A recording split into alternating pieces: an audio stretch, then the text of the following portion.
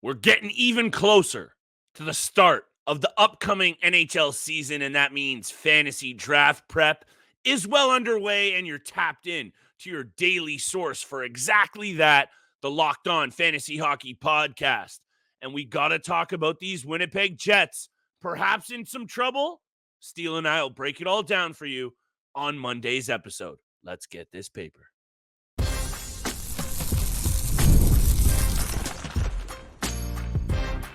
You're Locked On Fantasy Hockey, your daily podcast on fantasy hockey. Part of the Locked On Podcast Network, your team every day. Happy long weekend to all of our Canadian supporters holding us down on a holiday Monday. The fantasy hockey coverage rolls on the latest episode of the Locked On Fantasy Hockey Podcast, and I'm joined, as always, by my distinguished co-host, Mr. Steele Roden. And on this side of the microphone, it's your boy, Big Flip Livingstone, and we are here every single day and in August, Monday, Wednesday, Friday, to bring you all of the fantasy fire that you need. Shout out to the everydayers holding us down, making us your first listen every single day, even in this doldrums of the summer, Steele. There's a lot to talk about in our breakdown of every single team rolls into the Winnipeg Jets, but you know, we got to show that love to our friends at FanDuel. Today's episode is brought to you by FanDuel Sportsbook. All summer long, FanDuel is hooking up all customers with a boost or bonus daily, and there's something for everyone every single day all summer long. Visit FanDuel.com to get started. I'm going to keep it real short and sweet today, Mr. Roden, because you and I are a couple of busy boys, but we know that work as a fantasy GM truly it doesn't stop. And when you look at a situation, I would say, with the Winnipeg Jets, and I'm turning it right over to you, brother, I want to make sure you get all the talking points that you need. No cutting off on today's episode. To me, looking at this Winnipeg Jets situation, I'm not so comfortable about predicting where this team goes. Fantasy-wise, I got a pretty good vibe. I just don't know what this team is going to do without Rick Bowness bringing back basically the same roster, Steele. I'm turning it over to you. We're going to do our top 5 here. I don't know. This might be one of those squads that we differ very much so, but hit me with your number 1. Let's talk about the top 5. I'm concerned about this Winnipeg Jets team, Steele, but that's just me. Well, that's surprising because, you know, going into last season, you were very confident about this Winnipeg Jets team being a playoff caliber team. Which they were. Unfortunately, they couldn't make a deep run, which has been a problem for them throughout their playoff history. Mm-hmm. But I'm going to get right into it with the top 5 fantasy targets here. There's only one person I'm looking at off the board right now who is the clear-cut number 1 target from this Jets roster, and he could potentially be a second-round pick. You know me. I don't really like drafting goaltenders in the top 3 rounds, but Connor Hellebuyck is the only goaltender that I am looking to draft if he gets there in the second round or potentially early in the 3rd round. He's had 3 consecutive seasons of 60-plus game starts, of 60-plus games played for the Winnipeg Jets. Back-to-back seasons of 37 wins. He was 37, 19, and 4 last year.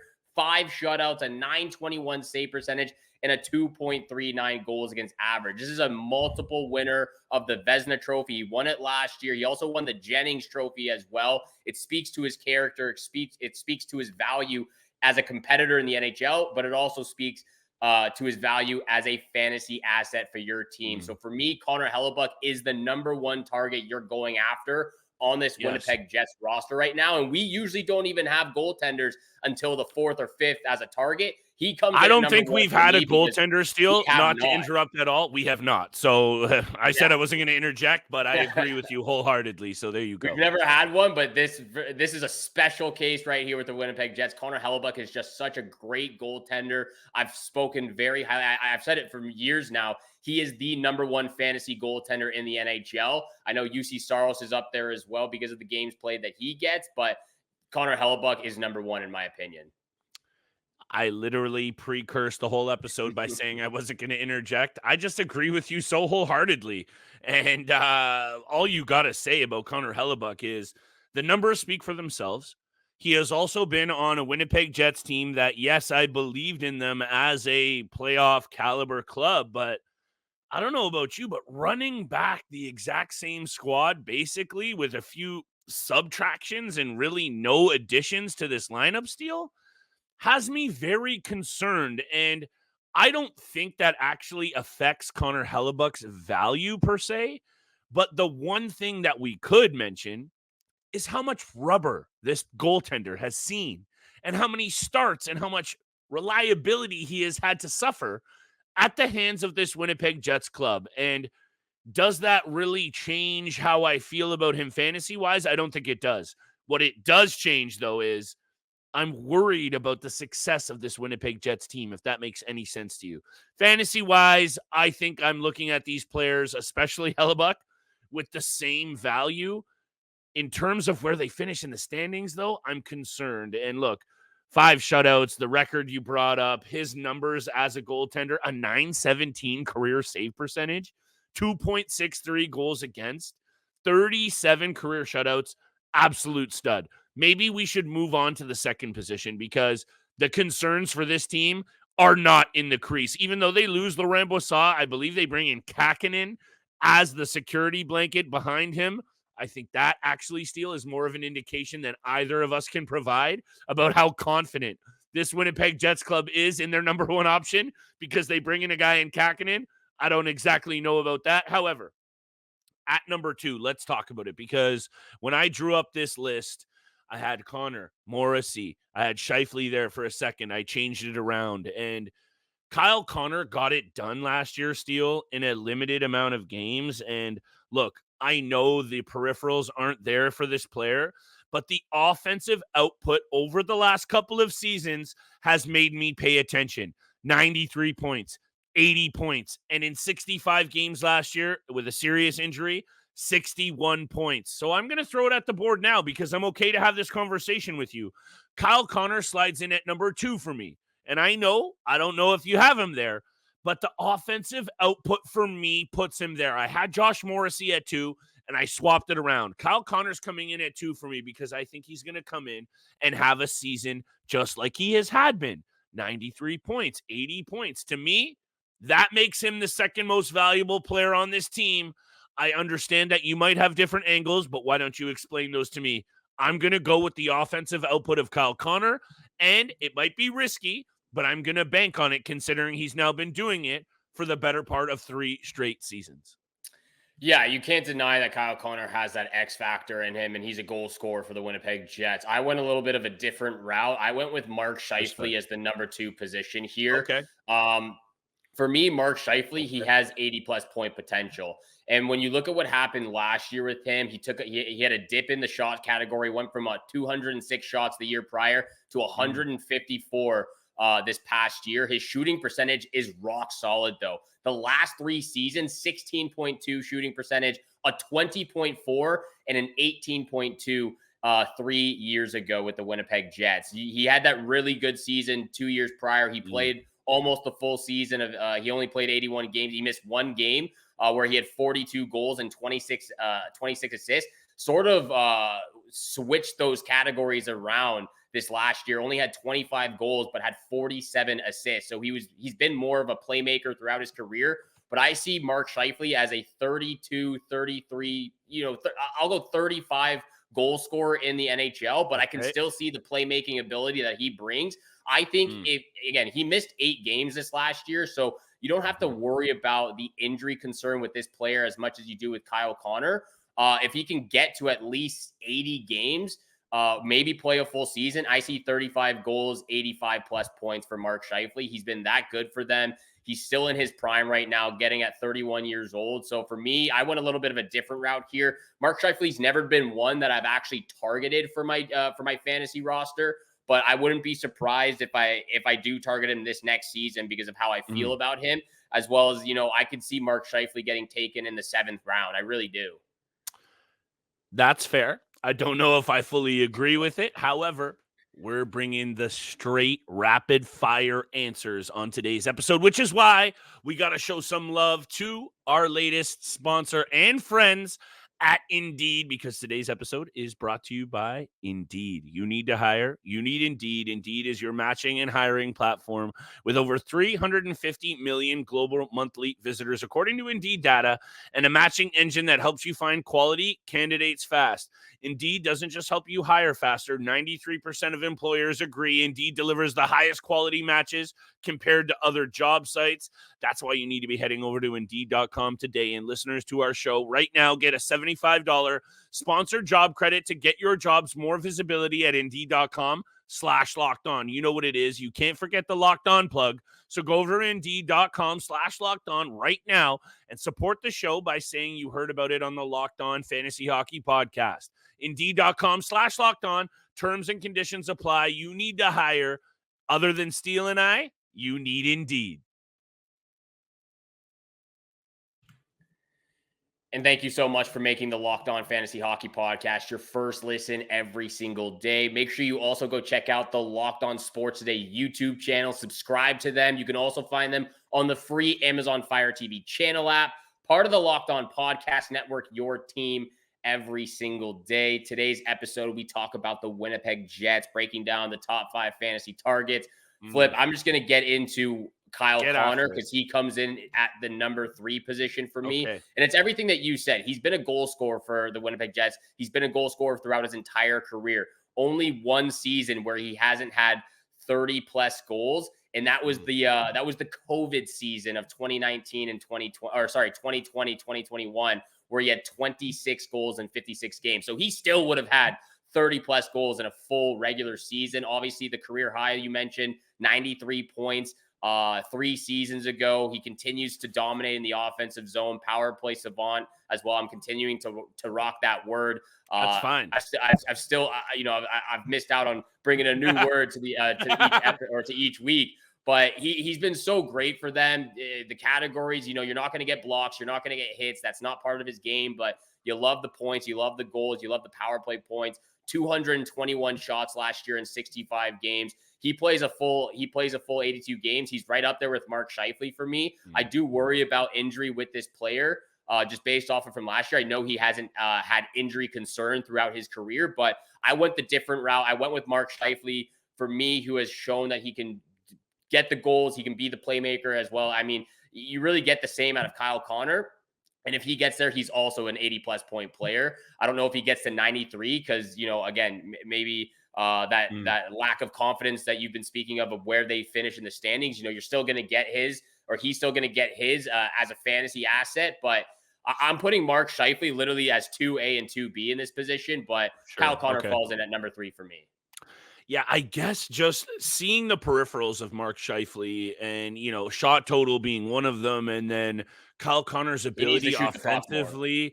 Yeah, so, look, I'm not here to nitpick us on this one because to me, this Jets squad, it's actually maybe not an exact 1 through 5 ranking. More so, here's the 5 on this squad Steele, and maybe interchangeably, depending on your format, you're going to have to look at it. To me, it's still Connor Hellebuyck as the clear-cut number 1.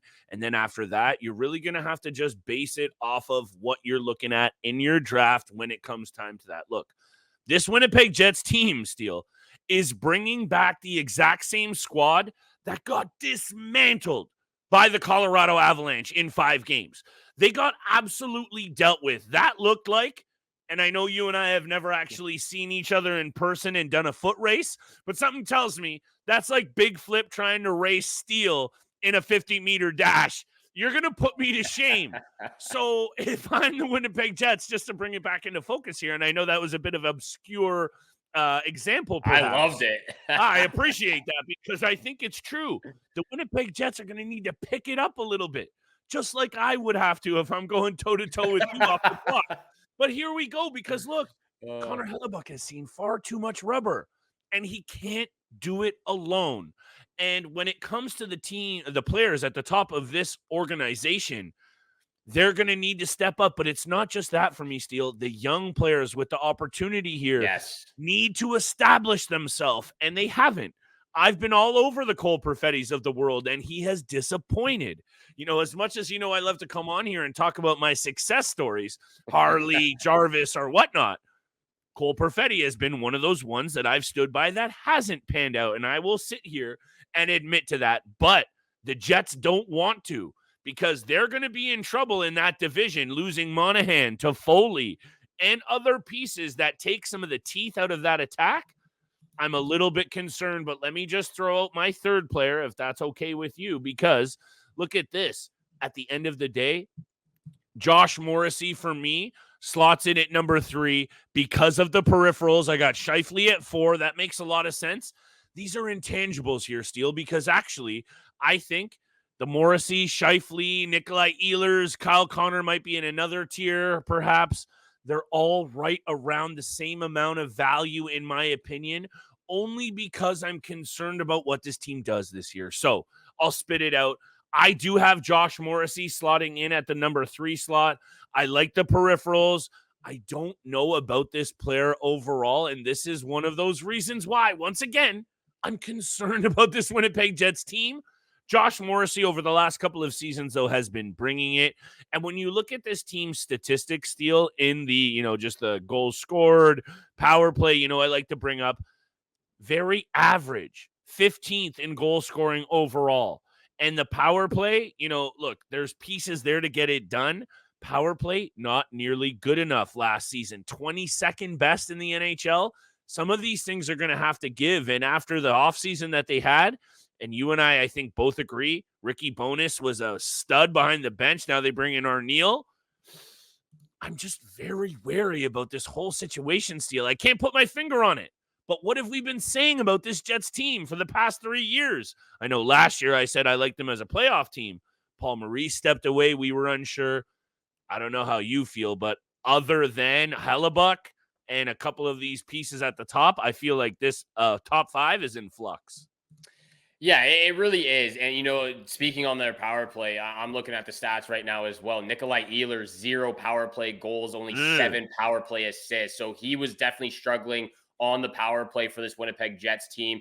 When you've got Josh Morrissey, Kyle Connor, Mark Scheifele firing on all cylinders, you need some help at some points in the season. And Nikolai Ehlers wasn't bringing that. So he's definitely going to be a player that's off this top 5 list. He's going to be maybe a guy in the later stages you want to target in the draft, 15th, 16th round. I've got Josh Morrissey at the number 4 position. These are interchangeable players.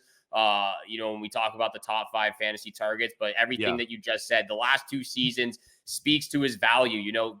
Before that, he was a perennial 30 to 40 point player in the NHL with the Winnipeg Jets. And then out of nowhere, just popped off for 76 point career high in 78 games, dipped down, which we expected. We saw a slight dip in his overall projections going into last season, which happened. He only had 10 goals instead of 16, had 69 points in 81 games. But you got to love the peripherals, like you mentioned, 90 hits, 103 blocks, 196 shots. For me, Josh Morrissey, he also falls in that category, or in that area of where Kyle Connor and Mark Scheifele will be drafted. I really do think all 3 of those players will get drafted somewhere in between the 7th and 9th round. You don't know exactly which one's going to go where, but that's where I see all 3 of those players falling. We'll get to the top. We'll get to the 5th target for the Winnipeg Jets right after the break. So much to break down again with the Winnipeg Jets. And I think we're saving most of this